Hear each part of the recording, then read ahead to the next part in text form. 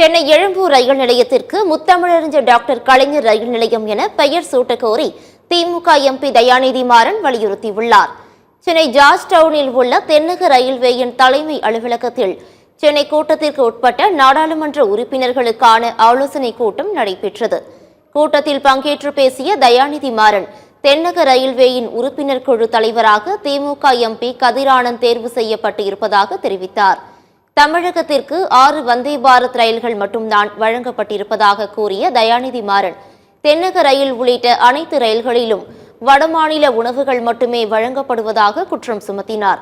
மேலும் சென்னை எழும்பூர் ரயில் நிலையத்திற்கு முத்தமிழறிஞர் டாக்டர் கலைஞர் ரயில் நிலையம் என பெயர் சூட்ட வேண்டும் எனவும் தயாநிதி மாறன் வலியுறுத்தியுள்ளார். குறிப்பாக இந்த வந்தே பாரத் ரயில்களும் சரி, மற்ற ரயில்கள் தென்னக ரயிலே வட இந்திய உணவுகளை மட்டுமே பரிமாறுகிறார்கள். தமிழ் உணவுகளை வழங்குவதில்லை. அதை வழங்கிடும். குறிப்பாக சென்னை எழும்பூர் ரயில் நிலையத்துக்கு முத்தமிழ் அறிஞர் கலைஞர் பெயரை வைக்க வேண்டும் கேட்டோம்.